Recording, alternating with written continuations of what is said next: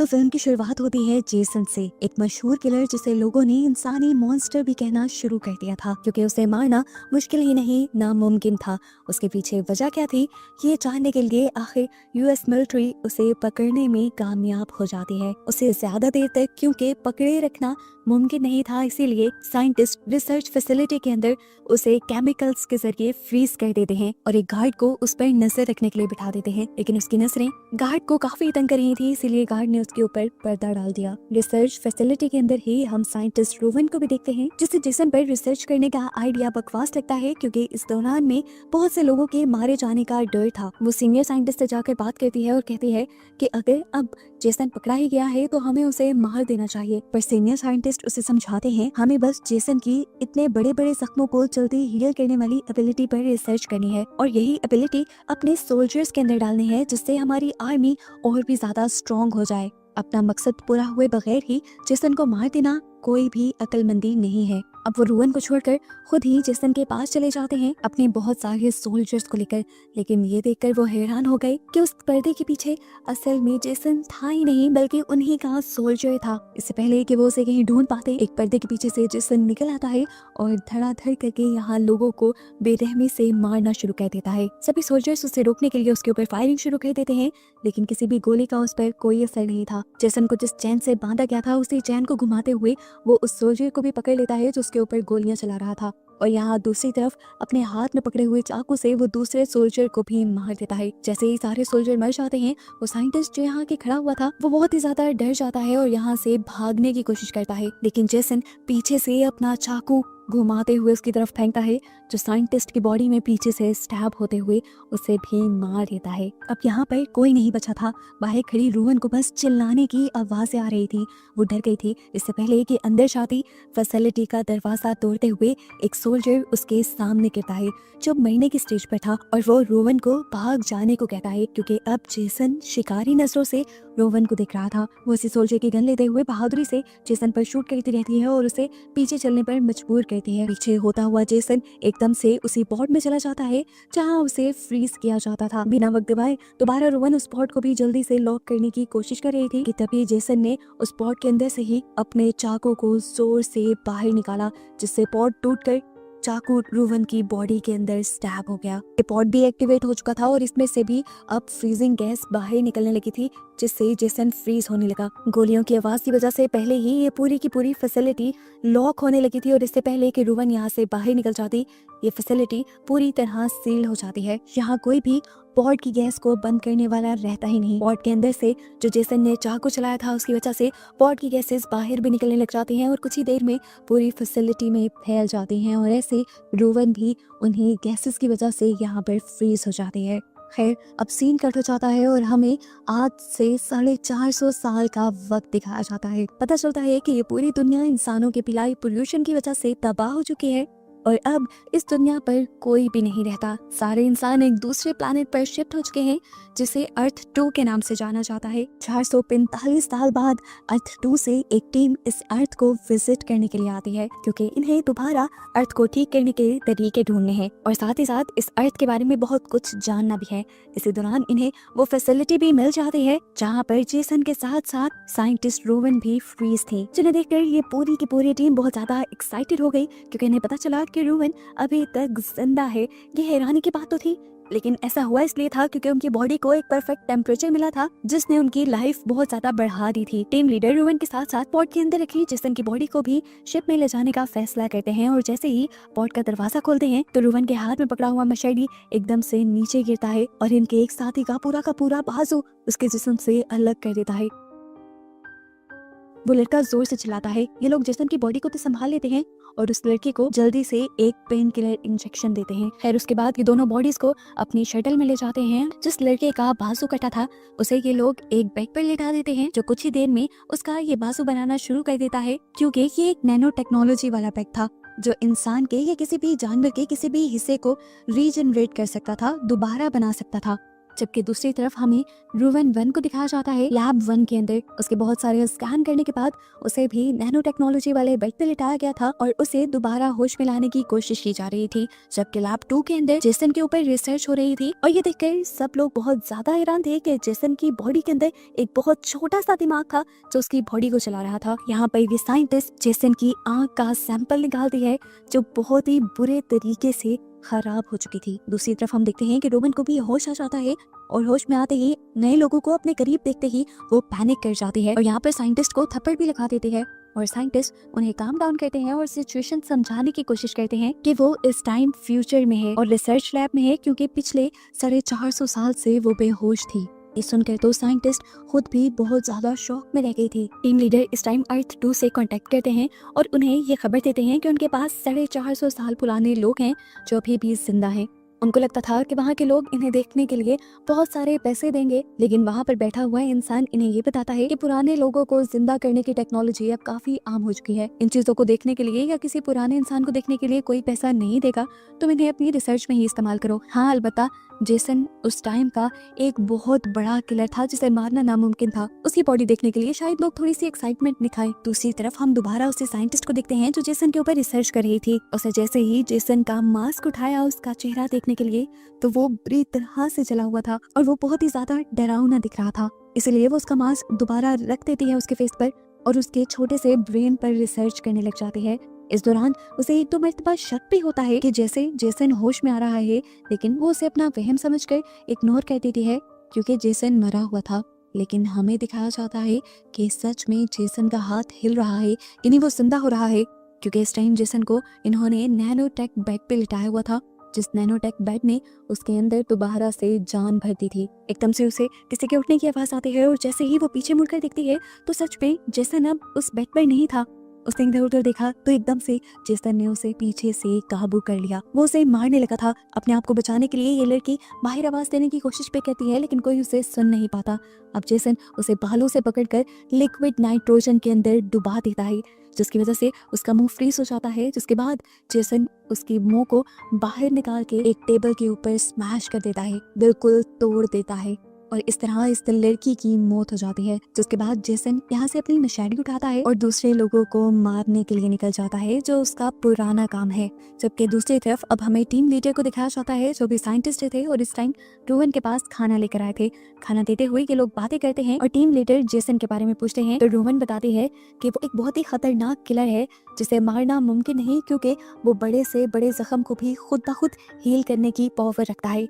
बातों ही बातों में रोहन को पता चलता है कि ये लोग जेसन को भी यहाँ लेकर आए थे, जिससे वो बहुत ज्यादा गुस्सा हो जाती है और कहती है तुम जानते नहीं वो कितना खतरनाक है। तो यहाँ पर लीडर उसे बताते हैं कि वो तो मर चुका है, जिस पर वो लड़की कहती है कि मुझे इस बात का प्रूफ चाहिए। ये लोग उसे उस रूम में लेकर जाते हैं जहाँ पर इन्होंने जेसन को बेड से बांधा हुआ था, लेकिन अब जेसन वहाँ नहीं था और ये देखते हुए ही सब के सब शॉक रह गए। इस लैब के अंदर सिर्फ इस टाइम उस लड़की की लाश थी जिसे थोड़ी ही देर पहले जेसन ने मारा था और ये देखकर सभी लोगों में अफरा तफरी मच जाती है।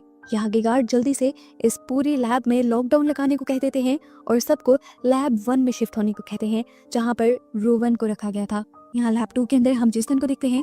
जेसन अब पास के बने हुए एक कैबिन के अंदर आ रहा था जहाँ पर एक कपल जल्दी से लैब 1 से निकलकर लैब 2 में जाने की तैयारी कर रहा था, लेकिन इतना तो जेसन उन्हें टाइम ही नहीं देता। वो उस लड़की की बॉडी में अपनी मशीन ही स्टैब कर देता है, जिसका खून जाकर उसके पार्टनर के चेहरे पर गिर जाता है और वो बहुत ही ज्यादा पैनिक कर जाती है। जेसन उस लड़के को खींचते हुए यहाँ से दूर ले जाता है और वो लड़की पैनिक होते हुए सब लोगों के पास आती है और उन्हें बताती है कि जेसन ने कितनी बेदर्दी से उसके पार्टनर को स्टैब किया था। अब गार्ड को भी समझ आ गई थी कि जेसन कितना खतरनाक है, इसीलिए वो अपनी पूरी फोर्स को ऑर्डर दे देता है जेसन को पकड़ कर मारने का। लेकिन यहाँ का जो टीम लीडर था वो जेसन को मारना नहीं चाहता था, क्योंकि जेसन को अर्थ 2 पहले जाने पे उसे बहुत सारे पैसे मिलने थे। वो गार्ड को भी ऑफर करता है कि उसमें से आधे पैसे तुम ले सकते हो। गार्ड बजाय तो उसकी बात मान लेता है क्योंकि वो लीडर था, लेकिन फिर अपने रूम में जाने पर सभी सोल्जर्स को दोबारा जेसन को मारने का ऑर्डर दे देता है, क्योंकि वो जानता था कि जेसन का जिंदा रहना बिल्कुल ठीक नहीं। सीन कट होकर यहाँ पर हमें दिखाया जाता है कि 2 सोल्जर्स इस टाइम बड़े बड़े मॉन्स्टर से लड़ रहे थे। एक सोल्जर पहले ही एक ही शूट में एक मॉन्स्टर को मारने में कामयाब हो जाता है, लेकिन वो नहीं जानता था कि दूसरा मॉन्स्टर भी उसके पीछे ही है। तभी उसका दूसरा साथी पीछे से इसी मॉन्स्टर को शूट कर देता है और तभी एक और किलर इसी रूम में आ जाता है और वो था जेसन। जेसन पकड़कर यहाँ सभी लोगों को मारता जा रहा था। ये किलर कहाँ से आया था, इसे देखकर ये सब लोग कंफ्यूज हो गए थे, क्योंकि इस टाइम ये लोग एक गेम खेल रहे थे और गेम में ही मॉन्स्टर को मार रहे थे और इस गेम में जेसन नाम का कोई किलर तो था ही नहीं। तब इन्हें रियलाइज होता है कि इनकी स्टिमुलेशन के अंदर सच में कोई और आ गया है। जैसे ही ये लोग अपनी डिवाइसेस अपने सरों से उतारते हैं तो देखते हैं कि वहाँ पर सच में जेसन था जो यहाँ के लोगों को मार रहा था। ये देखते हुए यहाँ पर वो लड़का जिसका बाजू भी कट गया था वो फौरन ही पीछे से जेसन के ऊपर हमला करता है उसे मारने के लिए, लेकिन जेसन एक ही बार में उसे अपने पीछे से आगे लाते हुए गले से पकड़कर उसका गला दबा देता है और आखिर उसे मारकर जमीन पे गिरा देता है। जिसके बाद वो दूसरे आदमी को तो सिर्फ एक थप्पड़ मारकर दीवार पे गिराते हुए ही उसकी जान ले लेता है। यहाँ जो सोल्जर्स जेसन को ढूंढ रहे थे वो जब गेमिंग रूम में आकर इन दोनों की बॉडी देखते हैं तो फौरन सभी लोगों को अलर्ट कर देते हैं। इसी गेमिंग जोन से अगले रूम में हम एक इंजीनियर को देखते हैं जो अपने कानों पे हेडफोन लगाए अपने काम में बिजी था। वो किसी की बातें तो सुन नहीं पा रहा था, लेकिन एकदम से अपने सामने लगे हुए मिरर में वो पीछे से जेसन को दिखता है और इससे पहले कि वो कुछ रिएक्ट कर पाता पीछे से धड़ाधड़ गोलियां चलती हैं जो यहाँ पर कैप्टन चला रहे थे जेसन को मारने के लिए। इतनी सारी गोलियां लगने के बाद ये लोग समझ रहे थे कि जेसन मर गया होगा, लेकिन गोलियों की तबाही खत्म करते ही ये लोग देखते हैं कि जेसन तो वहाँ से भाग चुका था और यहाँ पे अब इंजीनियर भी नहीं था। हैरान परेशान ये लोग अब जेसन को ढूंढने लग जाते हैं, जबकि जेसन इन्हीं के रूम में था और खामोशी से लोगों को मार रहा था। वो पहले अपनी मशाली से एक सोल्जर को पकड़कर मार देता है और फिर एक दूसरे सोल्जर को पकड़कर उसकी गर्दन को मोड़ते हुए उसका भी काम तमाम कर देता है। जिसके बाद वो तीसरे सोल्जर के सामने आता है। ये सोल्जर कुछ बहादुर था, इसीलिए थोड़ी देर तक जेसन के सामने टिक पाया। उसने जेसन को 2-3 हिट भी किए, लेकिन ज्यादा फायदा नहीं हुआ क्योंकि जेसन ने एक पंच मारते हुए ही उसे नीचे गिराया और वो मर गया। अब जैसे ही आगे बढ़ने वाले सोल्जर्स को इन सोल्जर्स की बॉडी दिखती है तो वो फौरन अपने कैप्टन को इस बारे में बताते हैं और कैप्टन उन्हें जल्द ही आगे बढ़ते हुए अपना मिशन कंप्लीट करने को कहते हैं, यानी जेसन को मारने को कहते हैं। अपने बॉस का ऑर्डर मिलते ही वो लड़की आगे की तरफ बढ़ती है और जेसन को ढूंढ ही रही होती है, लेकिन जेसन तो उसके पीछे था जो एकदम से उसकी गर्दन पे अपनी मशाली रखते हुए उसकी गर्दन काट देता है। वो लड़की उसी टाइम मरती नहीं बल्कि रेडियो से अपने साथियों को मदद के लिए बुलाती है। वो मदद खुद को जिंदा रखने के लिए नहीं मांग रही थी बल्कि जेसन को पकड़ने के लिए मांग रही थी और ऐसा करते ही वो खुद मर गई। उसकी लोकेशन बताने की वजह से यहाँ पर एक और सोल्जर आया जिसके हाथ में एक बहुत ही एडवांस गन थी। वो इस गन से बार बार शूट करते हुए जेसन को पीछे की तरफ चलने पर मजबूर कर देता है और आखिर जेसन एक हुक के ऊपर गिरता है जो इन्हीं का लगाया एक ट्रैप था। दूसरा सोल्जर फौरन ही मशीन से उस हुक को ऊपर कर देता है और ये सब लोग इस बात का जश्न मनाते हैं कि इन्होंने जेसन को पकड़ लिया। इससे पहले कि ये लोग जेसन को किसी लैब के अंदर लेकर आते, जेसन फौरन से उस हुक से जंप करते हुए इसी सोल्जर को पीछे से हमला करते हुए मार देता है। अब कैप्टन जो इन सब की दी हुई रिपोर्ट्स को लेते हुए यहाँ तक जेसन को पकड़ने आया था, वो देखता है कि हुक में जेसन नहीं बल्कि उसका अपना ही सोल्जर है और ऐसे वो जान गया कि उसके तकरीबन सोल्जर्स भी मारे गए हैं और इस टाइम वो ही जेसन के सामने है उससे लड़ने के लिए और जेसन भी अभी जिंदा है। इससे पहले कि वो जेसन को ढूंढ पाता, जेसन एकदम से पीछे से उसके ऊपर हमला करता है और उसे दीवार के साथ लगा देता है। वो एक बार, 2 मरतबा, 3 मरतबा उस कैप्टन की बॉडी में अपनी मशाली से स्टैब करता है, लेकिन कैप्टन उसे गुस्सा दिलवाता है कि मुझे इन हमलों से कुछ नहीं होगा। ये सुनकर जेसन उसे बार बार हमला करते हुए उस पर उसे मार देता है। अब सभी लोग जान गए थे कि जेसन का खतरा बहुत ज्यादा बढ़ गया है। उससे बचने के लिए ये लोग फैसला करते हैं कि ये लोग एक दूसरी पॉट में जाकर उस पॉट के जरिए जल्दी से जेसन से अपनी जान छुड़वा लेंगे। ये लोग सारे उसी स्पेस शटल में बैठने की कोशिश में लग जाते हैं और इससे पहले कि सब लोग स्पेस शटल में बैठकर इसे यहाँ से दूर ले जाते, एकदम से उस पायलट के पीछे ही जेसन आ जाता है जो उस पायलट को मार देता है और शटल का कंट्रोल लेते हुए उस शटल को इसी स्पेसशिप के ऊपर क्रैश करवा देता है, जिससे स्पेसशिप के काफी सारे सिस्टम तबाह हो जाते हैं। मॉनिटर स्क्रीन पर बैठे ये सब लोग अपनी स्पेसशिप की तबाही देख रहे थे। ये जानते थे कि 15 से 20 मिनट के अंदर अब इन लोगों की भी जान चली जाएगी। लीडर अपने कम्युनिकेशन ऑफिसर से कहते हैं कि यहाँ पर आसपास कोई दूसरी शिप होगी, उसे मदद के लिए बुलाओ, लेकिन पता चला इन्हें कि उस शिप को भी यहाँ तक आने में 20 मिनट लग जाएंगे और इनके पास सिर्फ 15 मिनट थे। अब ये लोग बात ही कर रहे थे कि यहाँ पर कोई जोर जोर से इनका गेट बजाने लगा। ये सभी लोग डर गए। ये जानते थे कि पीछे जेसन ही होगा, इसलिए इन्होंने गेट नहीं खोला तो जेसन विंडो तोड़ते हुए इनके इस चैम्बर में आ गया। अब अपनी जान बचाने के लिए ये लोग सारे उस चैम्बर को छोड़ के दूसरे की तरफ भाग जाते हैं, जबकि पीछे रह जाता है लीडर, जो जेसन से डील करने की कोशिश करता है कि अगर तुम मुझे ना मारो तो मैं अर्थ 2 पर तुम्हें ले जाकर बहुत सारा पैसा और शोहरत दे सकता हूँ। लेकिन जेसन को इस सब की जरूरत नहीं थी। गिलोंगचू दूसरे चैम्बर में परेशान थे कि कुछ ही देर में ये स्पेसशिप भी तबाह होने वाली थी और जेसन का भी खतरा था। तो इंजीनियर इन दोनों ही खतरों से निपटने के लिए इन्हें दोबारा स्पेस शटल में जाने का आइडिया देता है, जिसे पहले ही जेसन ने यहाँ से निकलने नहीं दिया था। स्पेस शटल आराम से इस स्पेसशिप से अलग हो जाती और ऐसे अगर स्पेसशिप तबाह भी हो जाती तो इनकी जान बचाती और जेसन इसी में मर जाता और ये लोग जिंदा अर्थ 2 तक पहुंच जाते। लेकिन अब मसला एक ये था कि स्पेस शटल में थोड़ी सी खराबी आ गई थी, जिसे ठीक करने के लिए इंजीनियर उसके अंदर जाते हैं और बाकी ये बची हुई लड़कियां स्पेसशिप से बाकी बचे हुए इंसानों को स्पेस शटल तक लाने का काम करती हैं। और एक लड़का जिसने यहाँ पे एक ह्यूमनॉइड रोबोट को बनाया था, वो उसमें थोड़ी सी मॉडिफिकेशन करने लग जाता है ताकि उसे और भी ज्यादा ताकतवर बनाया जा सके। यहाँ रोवन स्पेस शटल की तरफ जाते हुए एक सोल्जर को मरा हुआ देख लेती है और उसकी गन को उठा लेती है कि अगर उनके सामने जेसन आ गया तो ये लोग उससे लड़ पाए। यहाँ पर रोवन को किसी की सांस लेने की भी आवाज आ रही थी। उसे लग रहा था कि यहाँ पर कोई जिंदा है, जिसे वो चेक करना चाहती थी, लेकिन उसके साथ की लड़कियां डरी हुई थी। वो उन दोनों लड़कियों को स्पेस शटल की तरफ जाने को कहती है और खुद जब आगे बढ़कर चेक करती है तो ये कैप्टन था, जिसे पूरी तरह जेसन मार नहीं पाया था। उसकी हालत अब ज्यादा खराब हो रही थी, वो बिल्कुल मरने ही वाला था। लेकिन रोवन उससे कहती है कि तुमने हिम्मत नहीं हारनी, मैं थोड़ी ही देर में तुम्हें यहाँ से लेने के लिए आऊंगी और हम लोग अर्थ 2 की तरफ निकल जाएंगे।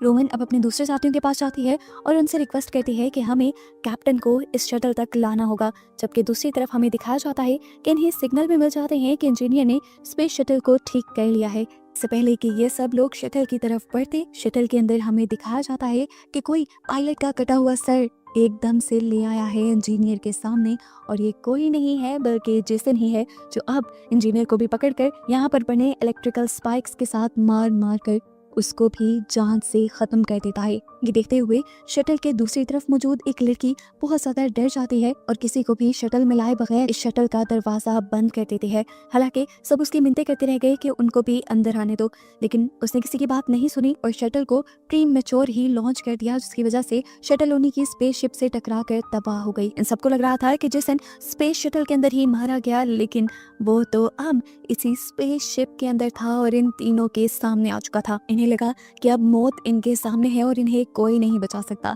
लेकिन तभी इनका चौथा साथी इनके पास आ जाता है, जिसने अपने रोबोट को मॉडिफाई कर लिया था। उसके पास अब ऐसी गन्स थी जो किसी को भी मार सकती थी और ये इस टाइम जेसन से लड़ने के लिए पूरी तरह तैयार थी। लेकिन इनका ऐसा सोचना इनके लिए बेवकूफ़ी था, क्योंकि जेसन जैसे ही अपनी मशादी उसके M14 की तरफ फेंकता है तो वो रोबोट पहले ही वार में गिर जाती है। अब उसे चेक करने के लिए जैसे ही जेसन उसके पास जाता है तो एकदम से KM14 होश में आ जाती है और उसके ऊपर शूट करना शुरू कर देती है। बेहोश होना तो उसका सिर्फ नाटक था जेसन को अपने करीब लाने के लिए। उसने अपनी हाई पोटेंसी गन से जेसन को ऐसा शूट किया था कि जेसन उड़ते हुए यहाँ से दूर जाकर गिरा था, जिसके बाद ये रोबोट एक बड़ा सा जंप करती है, जेसन के पास पहुंचकर उसे दोबारा अपनी गन से बार बार शूट करने लग जाती है।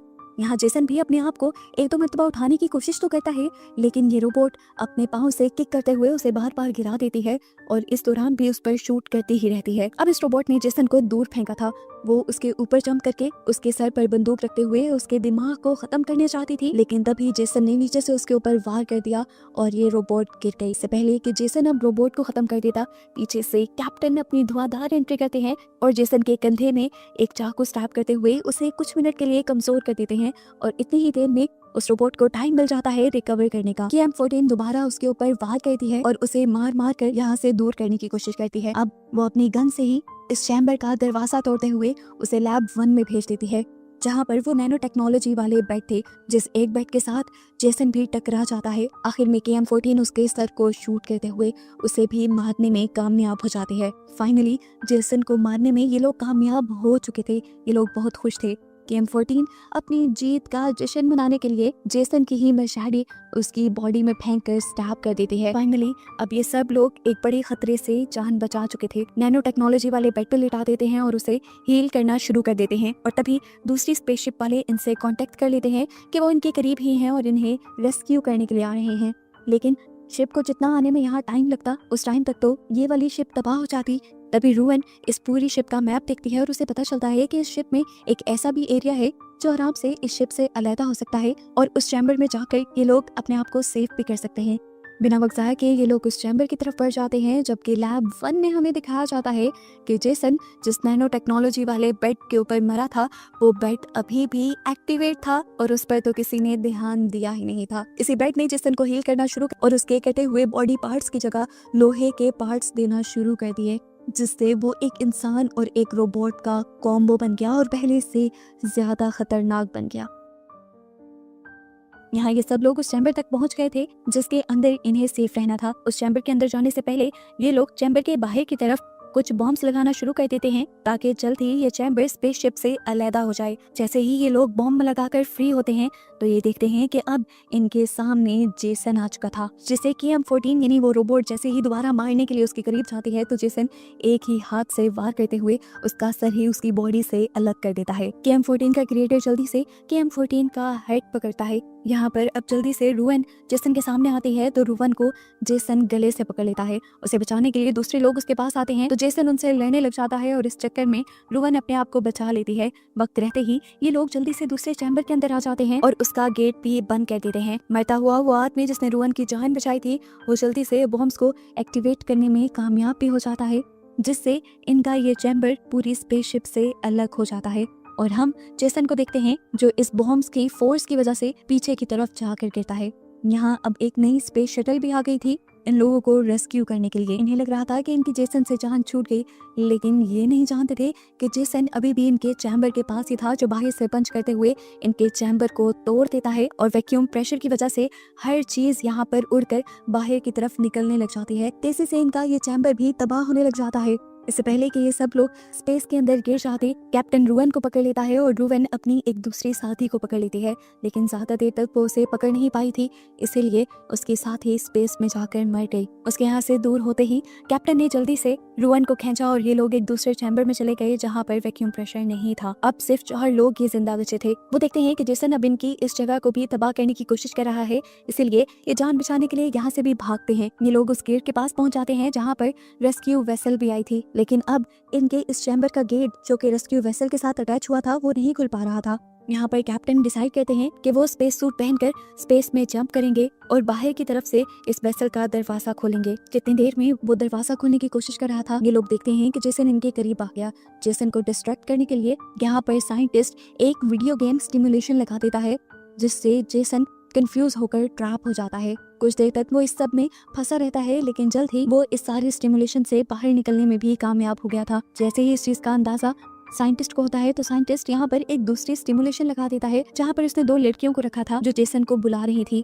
जेसन को ये सब बिल्कुल पसंद नहीं था, उसे इन लड़कियों को देखकर गुस्सा आता है और वो इन लड़कियों को ही उनके स्लीपिंग बैग में उठा कर किसी बोरी की तरह पटकता है और उन्हें मार देता है। इसी सब के दौरान हम देखते हैं कि कैप्टन भी वो गेट खोलने में कामयाब हो चुका था। अब क्योंकि गेट खुलने की वजह से यहाँ पे थोड़ी सी चेंजेस हुई थी तो वो स्टिमुलेशन भी खत्म हो गया था, जिससे अब जेसन इन्हें देख रहा था। रोवन और साइंटिस्ट जल्दी से उस रेस्क्यू वेसल के अंदर जाने में कामयाब हो जाते हैं। यहाँ आते ही इन्हें अंदाजा होता है कि ये KM-14 का सर तो उसी स्पेसशिप में छोड़ आए और वही इनके लिए बहुत ज्यादा इंपॉर्टेंट था। रोवन उसे लेने के लिए दोबारा स्पेसशिप के अंदर भागती है तो देखती है कि जेसन दोबारा उनका पीछा कर रहा था, जिससे बचने के लिए वो तेजी से इस रेस्क्यू शटल के अंदर तो आ जाती है और पीछे से कोई इस रेस्क्यू शटल का दरवाजा जल्दी से बंद कर देता है और ये कोई और नहीं था बल्कि कैप्टन था, जिसने जेसन के साथ लड़ने का और बाकी सबको बचाने का फैसला कर लिया था। जैसे ही रेस्क्यू वेसल स्पेसशिप से डिटैच होकर अर्थ 2 के लिए निकलती है, वैसे ही पुरानी वाली स्पेसशिप के अंदर कैप्टन एक बॉम्ब एक्सप्लोड कर देते हैं, जिसकी वजह से वहाँ बहुत ज्यादा प्रेशर आता है और रोवन देख पाती है कि उसी प्रेशर की वजह से जेसन अब उनकी इस रेस्क्यू वेसल के करीब आ गया था। इससे पहले कि वो यहाँ पर भी उनके ऊपर हमला कर देता, किसी बैटमैन की तरह कैप्टन आकर उसे पकड़ लेते हैं और यहाँ से दूर ले जाते हैं। तेजी से नीचे गिरते हुए अब इन दोनों की बॉडी जल रही थी, जिसे देखते हुए रोवन और सब लोगों को लगा कि जेसन 2 और कैप्टन मर गए हैं। अर्थ 2 पर हमें दिखाया जाता है कि एक कपल यहाँ पर एक टूटे हुए तारे को देखता है, जो असल में टूटा हुआ तारा नहीं था ही बल्कि जेसन का सर था और वो यहाँ पे अब कोई और तबाही फैलाएगा या नहीं, इसी मिस्टीरियस एंडिंग के साथ ये कहानी यहाँ खत्म हो जाती है।